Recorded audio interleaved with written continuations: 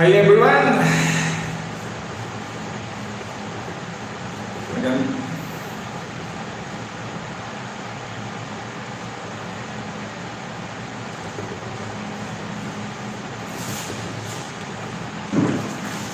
Magand- magandang gabi na naman po sa ating lahat, mga kabayan. Welcome back again sa Bernard Tigabaon TV. At sa gabi ito ay mayroon tayong pag-uusapan na napaka-importanting bagay. Pero bago po tayo mag-umpisa, mga kabayan, ay mega shoutout po sa lahat ng ating mga subscribers at sumusubaybay sa ating channel, Bernard Tigabaon TV. At kung bago ka pa lamang na mapadaan, kabayan, sa aking YouTube channel, kabayan, ay please don't forget to subscribe with this channel, Bernard Tigabaon TV. And hit now the notification bell para sa lahat ng aking mga bagong upload ay magkakaroon ka ng notification. And now, kabayan, pag-uusapan natin sa gabing ito ang isang paksa na napaka-importante, ang pinamagatan ko pong OFW at mga mararalitang Pilipino o mahirap ang buhay ng mga Pilipino. Dapat bang magnegosyo? Yan ang sasagutin natin, kabayan, sa gabi ito. At dito sa live na ito ay sa mga isasagot natin, mga kabayan, kaya tinawag na vlog ay upang sa ganon ay maintindihan natin na opinion. Vlog po ito, ang ibig sabihin para sa akin ay opinion. Kaya ang mga isasagot ko, mga kabayan, ay sariling opinion ko po lamang. At disclaimer lang po, hindi po ako magaling. Kung nanonood po kayo sa iba ay huwag niyo po akong i-compare o di kaya i-contrast sa kanila dahil ako ay may sarili din po akong paninindigan, pero inaamin ko ng aking mga vlog at sinasabi ay base sa aking experience patungkol po sa mga negosyo. It is also na responsibility ng mga vlogger or mga YouTuber na mag-research din ng kanilang sinasabi at ina-advise dito sa YouTube. Kaya eto na, mga kabayan, bago tayo mag-umpisa ay mega shoutout po sa lahat ng aking mga subscribers dito sa aking YouTube channel. Kay Podipar, mega shoutout Podipar, at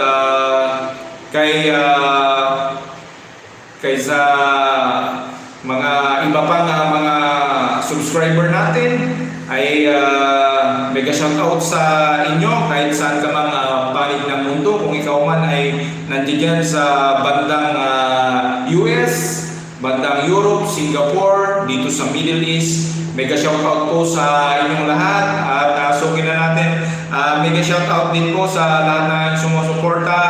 Auntie Bibi, mega shoutout. At kay Pinoy Tracker, mega shoutout sa inyo. At sa aking mga in-laws, Gasatan family at Valdez family dyan sa Paypayad, Candon City of Ilocos Sur, mega shoutout po sa inyong lahat. At sa aming Bilas at Pastor Jomar Antalan and family, Sister Lorna and your kids, shoutout po sa inyong lahat. Now, pag-usapan na po natin, mga kabayan, ang isang katanungan ng OFW at mga maralitang Pilipino. Dapat bang magnegosyo? Yan ang pag-usapan natin at sagutin natin sa gabi nito. Actually, ang sagot ko po dyan ay dapat na magnegosyo po tayo. At bago natin tumbukin yan ay dapat magkaroon lamang po tayo ng background, mga kabayan. Dito hindi naman natin pag-uusapan yung mga political ideologies, hindi naman natin pag-uusapan yung mga philosophies. Ang pag-uusapan natin dito ay purely business lamang po, mga kabayan. Mostly na natatakal po natin ay sa capitalism dahil yan po ang ating tinatahak na daan. Sayo at sa gusto natin ay madadaanan natin ang capitalism. Dahil ang capitalism po, although na napakarami pong nagsasabi na hindi maganda ang capitalism, pero para sa akin po ito, sarili ko pong idea ito, ay napakaganda po mga kabayan ang capitalism. Dahil kapag nasa capitalism tayo, ay mahuhugot natin ang salitang business, investment, ayan, mahuhugot natin dyan at lalong-lalo na ang salitang entrepreneur. Ayan, pagka pinag-combine natin yan at malaman natin na entrepreneur. Ang entrepreneur ay kailangan ng ating bansang Pilipinas, lalong-lalo na sa atin, mga OFW at saka yung mga mahihirap na mga kababayan natin. Kailangan natin ng entrepreneur. Kailangan nating malaman ito para mayroon tayong pag-asa na umunlad at gumanda ang ating buhay. At syempre, ganon din yung ating mga kababayan na nasa middle class. Saka yung mga kababayan natin na may trabahong white collar job. Ano ba itong mga white collar job? Syempre, kagaya ng mga security guard, ayan, kagaya ng mga bodyguards, kagaya ng mga janitress, yung mga clerical jobs, mga cashier, ayan yan ang mga white collar job, mga kabayan. Kaya napaka-importante ito mga kabayan na malaman natin. Ako ay isang OFW ay marapat lamang na kinakailangan kong magnegosyo. Ano ang nagmo-motivate ito? Ano ang nagmo-motivate na kailangan kong magnegosyo? Yan ang unang-unang tanong natin at i-relate natin sa ating title o ang ating paksa na sinabi natin na kailangan bang magnegosyo ang isang OFW at saka mga mararalitang Pilipino? Kailangan po. Sasagutin natin yan. Po, higup lang muna tayo ng one. Gatas po.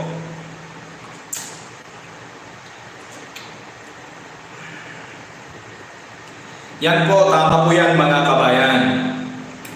Kinakailangan nating magnegosyo. At dapat maintindihan natin kung ano ang reason. Ano ba ang rason na kinakailangan nating magnegosyo?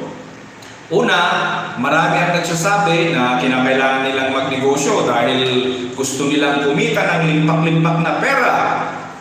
Well, hindi natin masisisi yun kung yun ang hangarin ng iba. Pero may mga nagsasabi din na kaya sila nagninegosyo upang maiangat ang kanilang buhay at matulungan nila ang kanilang mga family extension, yung mga kaibigan nila, matulungan nila. Marami rin nagsasabi na ganon. Pero tayo, ang sagot natin dyan, kaya tayo nagninegosyo, unang-una sa lahat ay upang may patupad natin yung mission natin, kaya tayo ay nabuhay. Kaya nga tayo entrepreneur dahil may mission and vision tayo dito sa mundo. Kasi sa akin kasi, sa sitwasyon ko, may mga basher din ako. Actually, hindi dito sa YouTube yung basher ko. Kasi alam nyo na kung ano yung stand ko sa aking kasing religion o sekta. May mga nagsasabi na mostly on secular, worldly yung mga natatakil ko, which is hindi naman po ganon, kasi kaya ko lang natatakil dito kasi ang bawat tao, di kaya bawat isang nila lang ay mayroon siyang interest or personal interest na dapat ipatupad dahil yan po ay ibinigay ng Lord yan.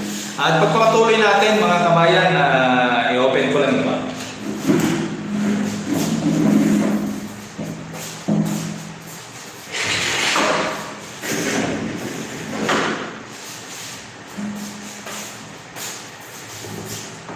Medyo mainit na dito sa Saudi, sa Panya, kaya binuksan ko po yung pintuan at magpapatuloy po tayo mga kabayan. Yun nga, kaya tayo nagninegosyo dahil mayroon tayong sariling personal interest. Yung personal interest mo, magbibigay ako ng example. Yung personal interest ng isang tao, example, kayo ay isang OFW.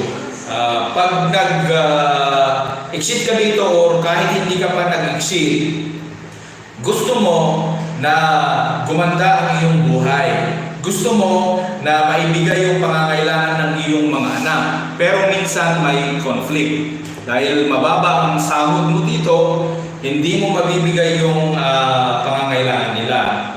Ano bang mga pangangailangan na ito? For example, gusto nilang mag-aral sa private dahil kung maliit ang sahod mo, asahan mo lang yung sahod mo dito, natural hindi mo maibigay. Pero dahil gusto nilang mag-aral sa private at gusto mong ibigay yon, kaya nagkakaroon ka ng personal interest na lumaki ang iyong income, kaya ka pumapasok sa isang negosyo. Di ba? Kaya minsan yung mga OFW or mga manggagawa na nandyan sa Pilipinas, maski walang puhunan, nagninegosyo dyan. Pero i-take natin, i-quote natin yung sitwasyon natin dito na mga OFW, maski yung mga OFW ay nandito sa Saudi, nandito sa ibang bansa, ay pinipilit nila na mag-invest at magnegosyo upang may patupad nila yung personal interest una sa pamilya. Para maibigay nga yung example natin na tuition ng mga anak sa isang private school. Kaya nagsusumikap yan. Hindi po masama ang pumapasok sa capitalism at pagnenegosyo. Kasi sa capitalism at sa pagnenegosyo, hindi po tayo pwedeng magnegosyo na hindi natin pwedeng isipin ang ikabubuti ng ating mga customer o ikabubuti ng ating mga kapwa-tao. Di mo ba mga kabayan? Kaya tayo nagnenegosyo ay upang isipin natin kung ano ang mas nakakabuti, kung ano ang ikakaganda ng buhay ng ibang tao. Kaya tayo nagnenegosyo. Hindi tayo nagnenegosyo dahil iniisip natin yung ikabubuti natin. Hindi, kasi ang pagnenegosyo kasi, isosolve mo yung isang problema. Sayang sa gusto mo, ang isosolve mo kapag ikaw ay nagnegosyo at para ikaw ay mag-success ay isosolve mo ang isang problema sa abot kaya mo kung saan kang lugar na nandoon. For example, kung ang iyong lugar, kagaya ko, medyo may pagka-feudalism pa rin. Ano ba itong feudalism? Meron pa rin mga malalawak ang lupain at magsasaka na ang business pa rin nila ay agriculture. Kaya yan, kung yan ang kinalalagyan mo, ay hindi maganda, hindi masama na ipagpatuloy mo yung interest mo sa iyong buhay, sa pagbibusiness niyan. Kaya ganyan po. Kaya kailangan ang personal interest ng isang tao ay kinakailangan iporso niya. Kaya yan, ang pagnenegosyo ay may mission and vision talaga yan. Kaya ang capitalism ay take note, hindi po yan masama kasi iniisip natin kung ano ang mabibigay natin. Siyempre yung may-ari ng lupa, nagbibigay siya ng employment kapag panahon ng pagtatanim, panahon ng pag-spray, paglilinis ng mga pananim at kapag dumating yung panahon ng pag-aani, yung landlord ay nakapagbibigay po yan ng particular na trabaho sa mga tao. Now, isang example naman, kung ikaw ay nasa city, siyempre, ang iniisip mong mga negosyo, siyempre, madali, lalo-lalo na sa ating mga OFW, tsaka yung mga maralitang Pilipino, ay pwede tayong mag-start ng kahit karinderya lamang o mga turo-turo na pagkain.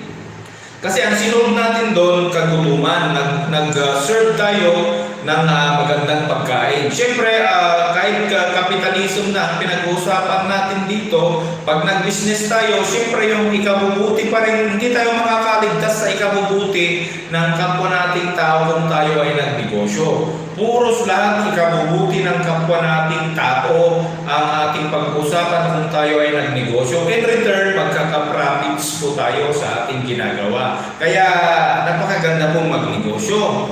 Nililinaw ko lamang po ito kasi may mga basher din po kasi ako na parang secular makamundo yung mga binablog ko. Parang yung tingin nila sa iba. Pero which is para sa akin, in my opinion, ay hindi naman po ganun. Dahil iniisip natin, ika nga sabi ko, pinoprotektahan at pinagpapatuloy lamang ang personal interest. Kagaya ko, isa po akong ama na mayroong asawa at dalawang anak, ay kinakailangan din po yung interest ng aking pamilya. Kailangan mabigay ko po ang kanilang basic needs at pangangailangan. At hindi lang yan. Dahil may mga kapatid din po ako na kung kinakailangan din na tulong po minsan ay isa rin sa mga mission ko yan at mga sa church din natin at sa mga kamag-anak. Isa yan sa mission and vision bilang isang aspiring entrepreneur dahil nagsusumikap din ako na yung qualities ng isang entrepreneur ay gusto ko rin pasukin dahil sa ngayon inaamin ko sa inyo na meron din akong investment pero right of privacy ko na lamang yun. Ganun po talaga, hindi ko na po ilalangkad sa inyo pero sure matagal ko na rin pong pinakikinabangan ang mga passive income ko. At isa rin na pruweba, marami din po akong failure lalo na sa networking. Siguro hindi ko na mapangalanan pero nakalimang networking na ako. At lately lang kong tinigilan dahil sa pagsasaliksik ko at pagbabasa ng mga libro at panonood ng vlog dito sa internet ay nakita ko na yung tamang daan kung ano talaga yung gusto ko, na-figure out ko na kung ano talaga ang dapat kong gawin upang ako ay may umasenso at may bahagi ko sa aking mga kapwa Pilipino at kapwa-tao. Kasi kinakailangan tayong makapagbahagi nito, itong mga ideas na ito para magkaroon ng wake-up call ang ating mga kababayan dahil ang pag-asa natin ay pag-entrepreneur upang umangat ang ating bansang Pilipinas. Kasi sa ngayon naman ay dumarami at dumarami na ang nagiging mayaman sa buong mundo dahil sa capitalism. Kasi sa competition kasi open naman yan. At sa mga winners talaga na hindi sila quitters ay nagpapatuloy sa mga ganyang pagnenegosyo ay talagang na kukuha nila ang kanilang gustong kunin sa kanilang buhay. Kaya mga kabayan, napaka-importante ang pagnenegosyo. So yun, isang example natin yun. Yung street foods, yung karinderya ay magandang negosyo yan. Basta ang isip mo ay isang kapitalism o isang talagang negosyante. Yung vision mo ay kaya ka nagnenegosyo para maibigay mo yung may dekalidad na pagkain sa mga tao. Yung dekalidad na lugar, yung malinis na lugar. Siyempre yan. Kaya ka nagnenegosyo. At yung pakikitungo mo sa tao, dekalidad na pakikitungo mo sa tao, human relationship, kaya mo nabibigay yan sa mga customers mo. Sinosolve mo yun. In returns, malaking benefits, may certain income na pupunta sa'yo. Kaya yan po, dalawang negosyo lamang po at dalawang lugar lamang po ang ating binigyan ng example para mas madali po nating mapilihan mga kabayan. Dahil dito, makikita natin na yan ang kailangan natin. Kailangan natin yan, kabayan. Pero sa pagnenegosyo mga kabayan, ay may mga bagay na kailangan din natin isaalang-alang. Siyempre, may mga diskarte din tayo. Siyempre, ang mga entrepreneur, hindi man tayo kasing dekalidad na ng iba, pero pilit natin sinusundan ang kanilang yapak at ganun din sa mga sineshare natin para maprotektahan na natin yung interest natin na mapaganda ang buhay ng ating pamilya. Kaya tayo nagsusumikap na ganito. Kaya mga entrepreneur at mga negosyante talaga ay talagang hard worker yan. Bukod sa hard worker sila, talagang nagsesave din sila ng pera at marunong silang magpaikot ng pera. At higit sa lahat ay innovative sila. Alam nila kung kailan sila titigil at kailan susugod sa kanilang negosyo. Tulad halimbawa, basic sa pagnenegosyo yung halimbawa, karinderya, grocery. Siyempre pag walang bagyo, pag hindi tagulan, siyempre malakas yan. Pero kapag panahon ng tagulan at bagyo, ay siyempre bumababa yung income mo. So ano ang Ibig sabihin nito, sa panahon kumikita ka ng malaki, kinakailangan mo, alam mo kung magkaano ang tinatabi mo. Para hindi ka nga magkaroon ng shortage sa iyong buhay at hindi ka malugi. Alam mo kung magkano lang ang ilalabas mong puhunan pampaikot sa iyong business sa panahon ng tag-ulan. At alam mo kung magkaka-emergency yan, kung biglang dumami yung customer mo, mayroon kang huhugutin na puhunan at alam mo yun. Dahil sinusolve mo nga ang problema ng mga tao sa iyong lugar, kaya ka nagnenegosyo. Kaya ka nga tinawag na entrepreneur. Now, kung hindi pa natin na-meet yun, kasi ako naman aminado, kasi passive income lang din naman sa akin. Pero yung attitude kasi, yung mga qualities kasi sa pagbabasa ko ng mga libro, sa pakikinig ko ng mga vlogger, na unti-unti kong naprapractice sa aking sarili. Kaya naman ako nag-vlog na ganito. Alam nyo, hindi naman ako magaling o perfecto. Kaso lang, yung eagerness ko na ma-share ko sa aking mga kapwa Pilipino, although na hindi ako kasing galing ng iba, ay nandoon. Yung pagmamahal ko sa aking mga kapwa-tao na pinipilit ko rin mag-share at mag-vlog dahil ito rin naman yung niche ko, ay kahit wala akong mga malalaking mga negosyo, pero one thing and sure ay meron akong mga passive income din, at yan lang sinusure ko sa inyo. Kaya nai-inspire ako, mga kabayan. Nai-inspire ako na mag-vlog sa mga ganitong topic. Kaya realidad ang pinag-usapan natin, hindi puro idealism. Kasi pag puro idealism ay hindi naman po maganda. Ang katotohanan kasi sa larangan ng pagnenegosyo ay masasabi natin na talagang kompetisyon ito. Marami na rin po akong mga konti-konting negosyo nung araw pa na hindi ko rin naituloy, may nag-success pero naiwan ko din nung nag-abroad ako. Tulad halimbawa, sumubok din akong magkatay ng baboy, sumubok din akong maglechon, pero ang natutukan ko yung paggagawa ng siopaw at pagluluto ng sinaklaw na tinatawag namin sa amin. At nung umalis na ako, nag-abroad ako, makwento ko lang po para magkaroon naman kayo ng background. Nung umalis po ako, nung nag-abroad na ako, ay doon na pumasok yung mga networking ko. Pero hindi rin po ako nag-success sa networking, kaya iniwan ko din po. Pero nung nandito na ako, siguro at least mga 9 years na, ay naka-develop na ako ng passive income. 9 years na ngayon na pinakikinabangan ko. At yan ang bunga din ng pagbabasa ko ng libro noon. Magbabasa pa lang ako noon, hindi pa kagaya ngayon na sa ngayon ay masasabi natin na may consistency na. Now, balik tayo sa ating pinag-uusapan. Kaya sa kapitalism o pagnenegosyo natin ay kinakailangan bilang isang OFW upang mas lalo nating mapatibay ang ating kinabukasan. Dahil mga kabayan, hindi habang buhay ay nandito tayo sa abroad at hindi habang buhay tayo ay malakas at hindi habang buhay ay kinakailangan tayong magtrabaho. Darating at darating yung araw na titigil tayo sa ating pagtatrabaho. Kaya ngayon pa lamang, wake up call na sa ating lahat mga OFW at saka yung mga kababayan natin na mahihirap ang buhay. Huwag po tayong maniwala na hindi ka makapagnenegosyo kung wala kang puhunan.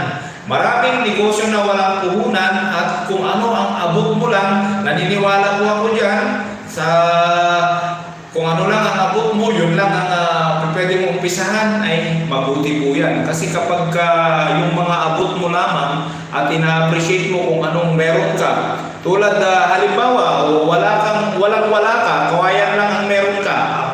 Yung kawayan na nandiyan sa malapit sa inyo, pwede mong gawin yun na parang maliliit na stick, pantuhog ng mga yung mga karyoka, banana cue, yung mga kamuti cue, pwede mong ibenta yun, pwede mong gawin yun.